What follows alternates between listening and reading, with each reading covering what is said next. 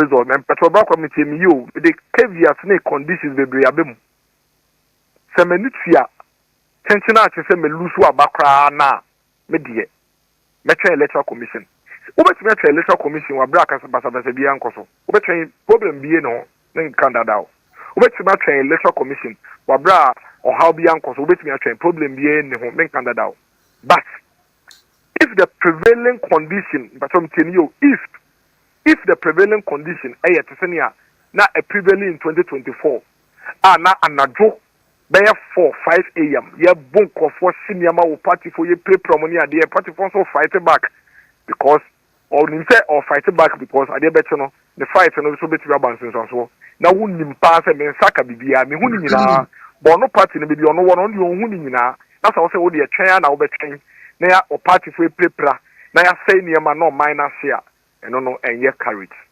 enye sign of courage and enye sign of a good leader. And that is what basically the point I was making is about. Etiabusianfo enra and it is Yewura Kennedy agyapong egusua awoye den oye campaign or ko visit delegates say 31st of January 2026 no omonto abama no na onu Kennedy agyapong emra medi MPP amanyokui anim na kasa mu na Kennedy agyapong ko kan asem bi say ono de so no and now the flag bearer and the presidential candidate for MPP na sabio yenya electoral commission yama bonten emeye pronouncement say asimasi and awenia now no nim say walusu a he will never and ever comes out and say walusu obetwen enkopem say sabio EC electoral commission ankasa ebeba bonten abaye pronouncement say bia enipa asimasi we na awene na we na lusu na Kennedy can same way na babaye very a crucial discussion ekoso in the MPP party. Many people are saying said no, why should they have to say that? They heard they see in 2024 after the election na sabio electoral commission enya ma bonten emeye pronouncement sem NDC awene no ye heard ye na ekoso wo man from the side of the NDC na ekire pefe say Dr. Bawumia tena ho ma even another day kura be kan ho a wan wi yan kan susan so e be ba o man no nkede e pasapasa na be ba o man no ebinum so kire say because Dr. Bawumia considered early in NDC for the key advantage at the constituency level to claim constituency you can say MP seat binoma na omonwene ye na asem we na Kennedy kan no say na make na be debate Miracles aboagye or the spokesperson for Yewura Dr. Alhaji Muhammad bawumia enso ababonten abe reply Kennedy agyapong say papa what you are saying doesn't make sense in any way because see nyina ye hwe said the NDC for year 2024 after election, it was very dangerous. It was very dangerous to wait till the EC comes out to do a pronouncement. Now, yanko, ni kanko tia asema Kennedy agyapong ka ye tia asema Kennedy kan the campaign side na ya bebo Miracles aboagye so ne reply or the abra Kennedy agyapong David Achempo mi yan makwa papa yentie me the way I see do MPP, and Yabia may be the tia MPP. You're charging me treason because of MPP. I'll never do anything to destroy MPP. Now,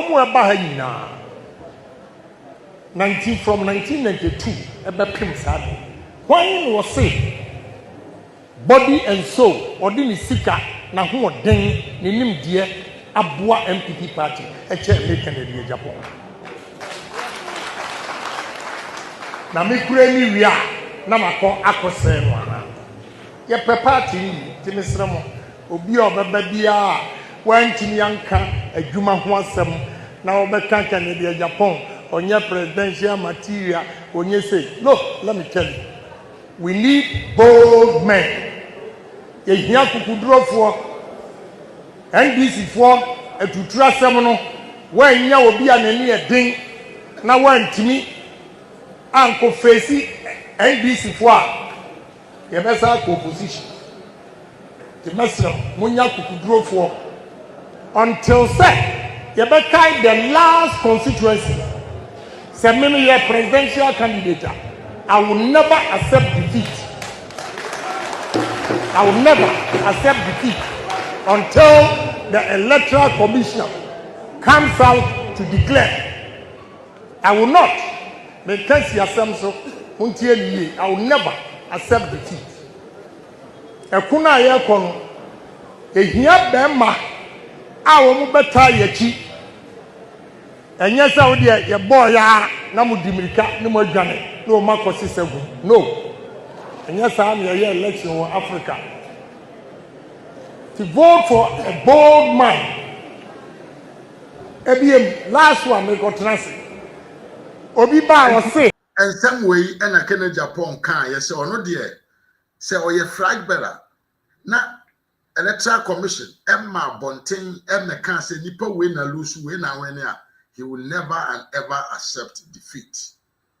Now we and a dan pay miracles aboagye a special aid to Dr. Alhaji Muhammad Bawumia ede emuaye sononko abrakene Japan said there be papa some now wo kano it doesn't show that you qualify for a leader because sabrena yenya mobo aba in 2024 no e bia one to the na ekoso around the country now there you say enyom e diet ni wura num kalkum so ye gina okwaku anum enti yam kone nkonko tie nsem so a miracles aboagye e de abeto abonten concerning video etie CCI I can decide on the defeat there unaccepted unless the electoral commissions comes out and say he has lost.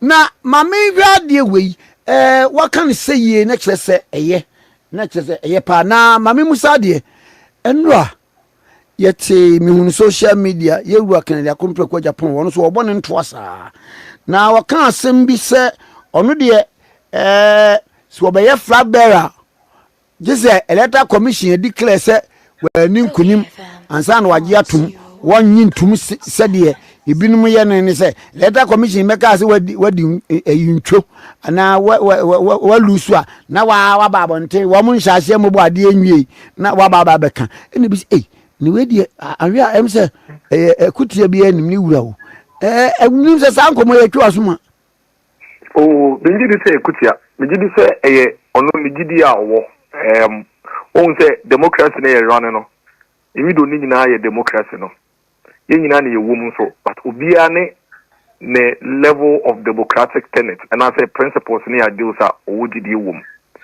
enti benji di say yera ne gidi owo ene ne principles owo no and all that about and I think say it's fair. Oh, I say to me, Mobia, Quinobia can't negate because and no one the Bema say party for the Ghana for a 2 take a decision. A moment who soon any ye. So I just say, be anywhere, be anywhere, bonnet. Nemo, a woman here says party for 2 Abamawa. Or to me, whom your mouth would you woman in a precopen and say, be a 2 Abama, you know. Nothing to be near to me and now yen maybe a nayin doesn't so obey. Nti menyi ni se ekutia ono ni gidie ni se ye to abewie ne kenkan wie na obi anya ne pink sheet because you see about on election day Ghana no about for me ne to se but so nim sa ye to presidential no and ye to parliamentary two distinct elections but so say aware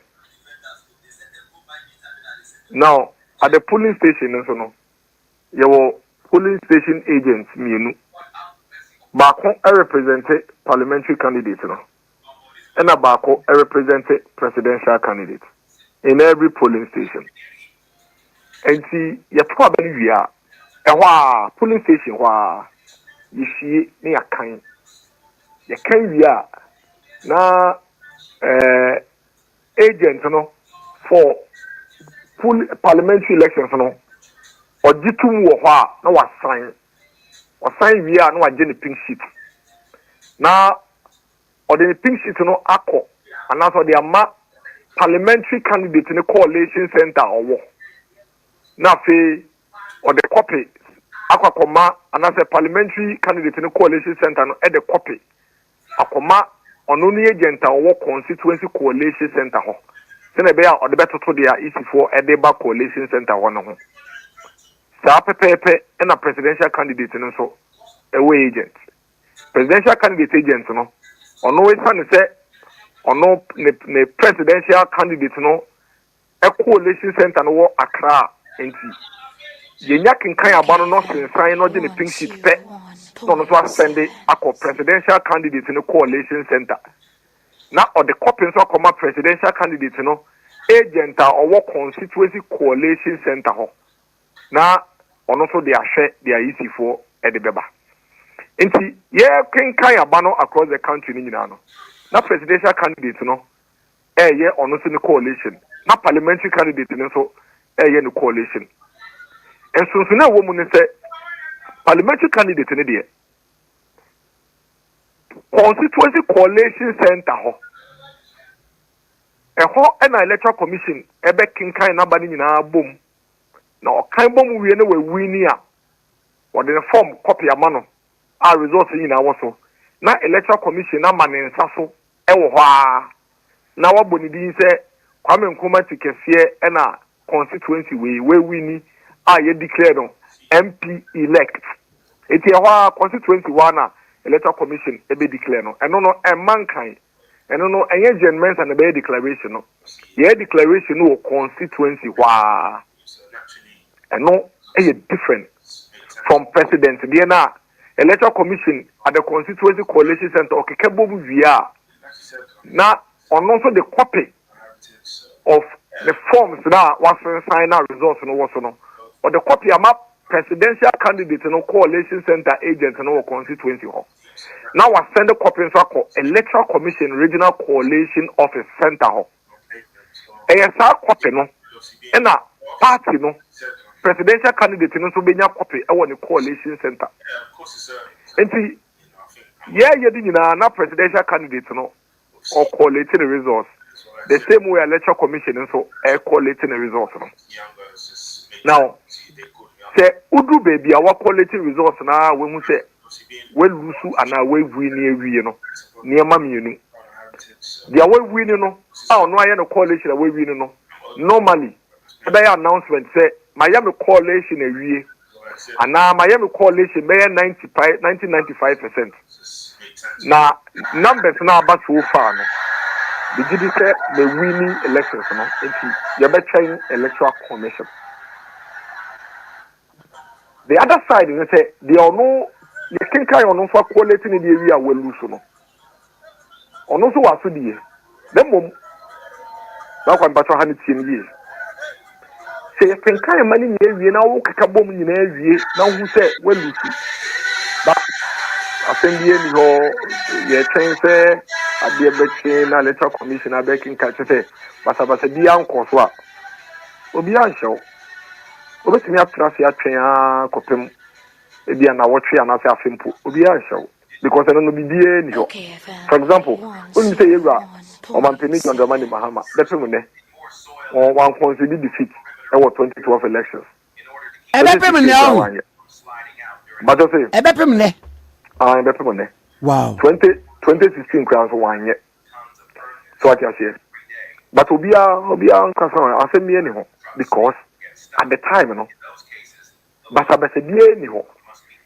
or how bie ni ho it is a one consider pona se bibia nsi asemi ni ho ne mom se ya kenkan ma na wie na wa hu se we lusu we wie no a we ni tia se we lusu aba na wie no na se what wa obete ne se yesi Storman NDC ni MPC for the CNI obete ne se yesi Damongo NDC ni MPC for the CNI obete ne se yesi wo ko e fe ne se etiwa omu de CNI yeto omu de CNI nyina ne se NDC for fi se omu awi ni aba no nti omu ye de ombeye MPC for so omu fi so omu awi ni so omu ye de ombeye yes school adan yes say e fe ne se ye bubu nkonya Yet tin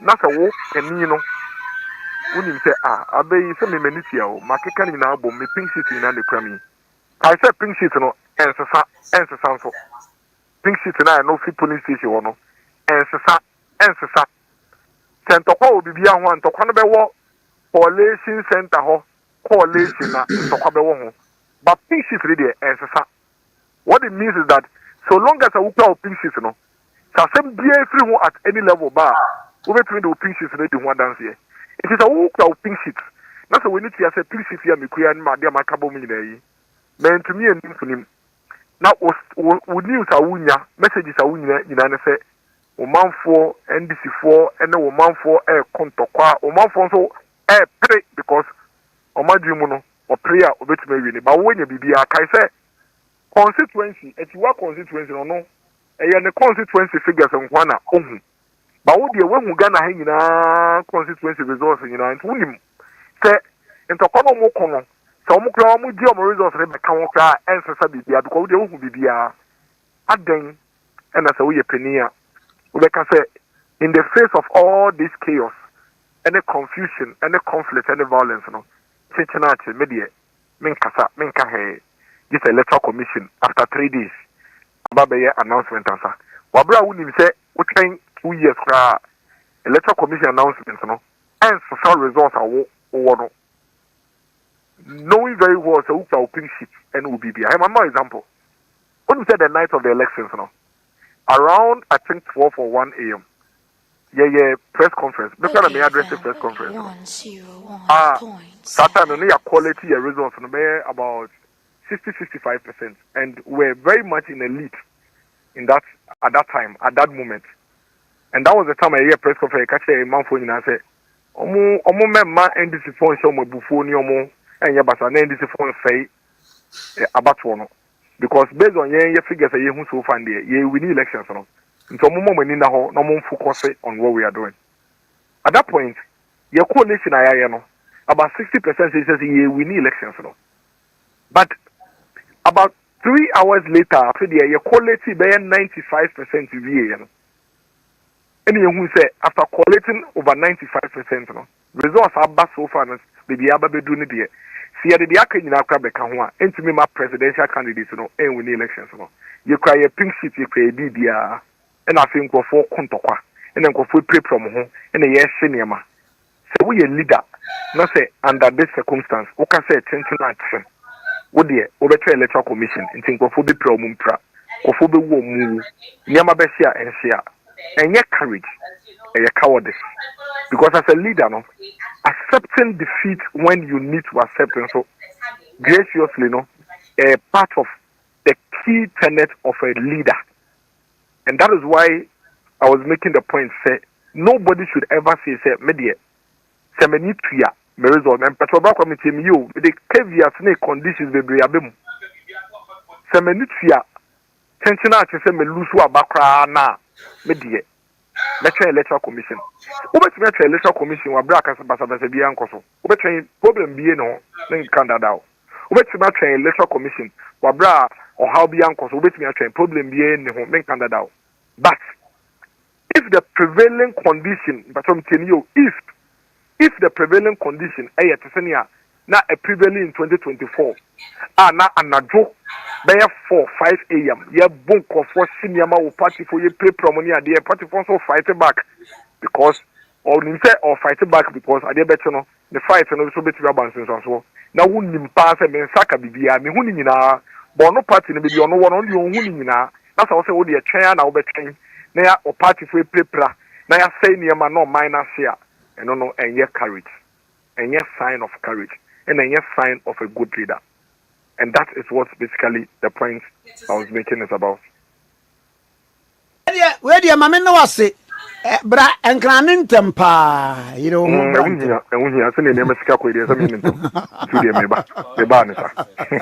Now, say chances not to say about one now. Aye.